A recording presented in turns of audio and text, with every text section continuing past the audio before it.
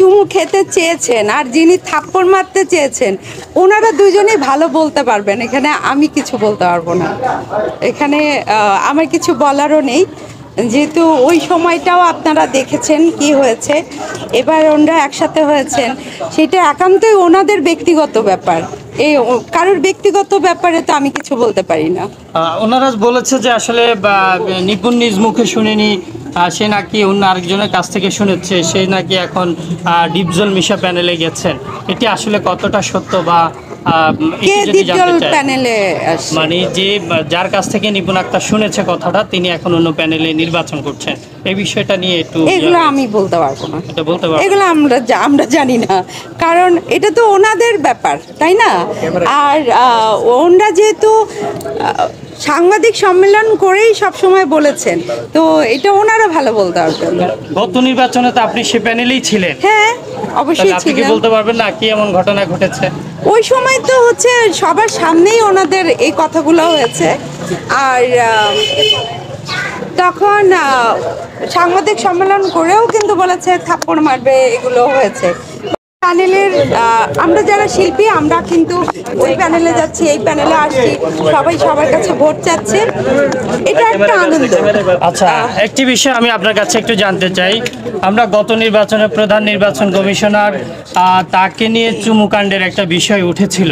সেই চুমুকাণ্ডের বিষয়ে কি এমন ঘটনা ঘটলো যে সেই পীরজাদা হারুন আবার নিপুণ আক্তারের প্যানেল থেকে নির্বাচন করছে? হঠাৎ কিভাবে ভালো হয়ে গেলেন নিপুণ আক্তারের কাছে পীরজাদা হারুন? এটি আমি আপনার কাছে একটু জানতে চাই, যেহেতু আপনিও গত নির্বাচনেই বেশ সরব ছিলেন, সেই প্যানেলেই ছিলেন, একটু জানতে চাই।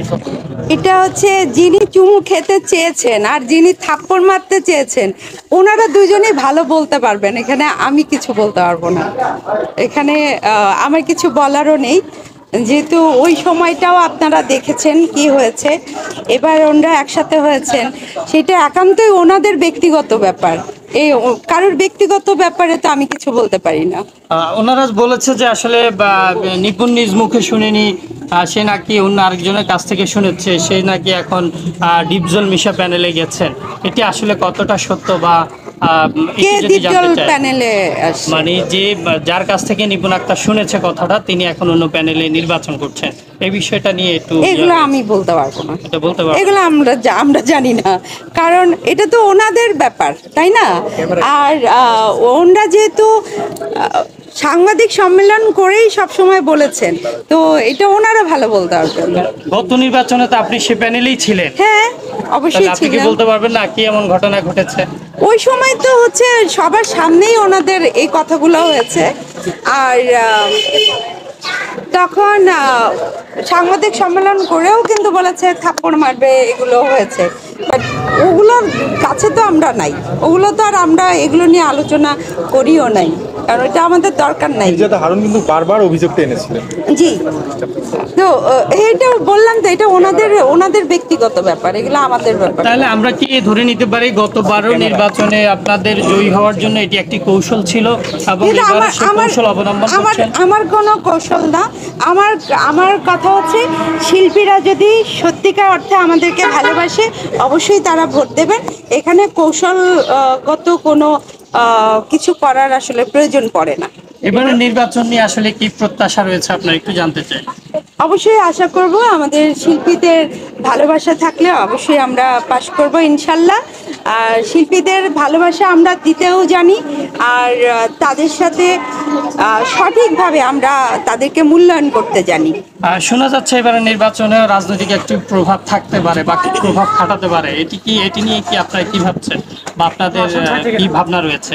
আমাদের এই প্যানেল থেকে কোনো রাজনৈতিক কোনো প্রভাব খাটানোর কিছু নাই, সেটা আমরা বলতে পারি না। ওই প্যানেল যদি করে সেটা তাদের ব্যাপার, তারা জানে, এটা আমরা জানি না। তারা যদি রাজনৈতিকভাবে বা কোনো প্রভাব খাটায় সেক্ষেত্রে আপনাদের কোনো পদক্ষেপ আছে কিনা, আপনারা কোন পদক্ষেপে এগোবেন সেটি চিন্তা ভাবনা রয়েছে কিনা? সেটা আমাদের হচ্ছে সভাপতি রয়েছেন, সেক্রেটারি রয়েছেন, ওনারা ভালো বলতে পারবেন কি পদক্ষেপ নেবেন। সেটা যখন ওই পরিস্থিতি আসবে তখন ওনারা ডিসিশন নেবেন যে তখন কি করতে হবে।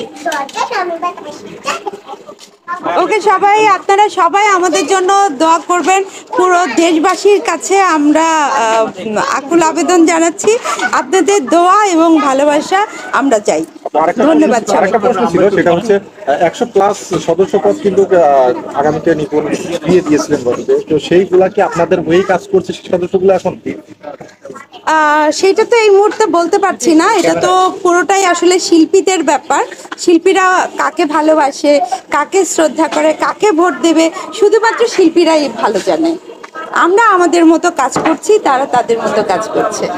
তো এটা এটা শিল্পীরা ভালো বলতে পারবে। কি মামলার কথা আমরা শুনছি যে মামলার কারণে নির্বাচন আটকে যেতে পারে, এটা শোনা যাচ্ছে, আপনি আসলে শুনেছেন? না, আমরা শুনিনি।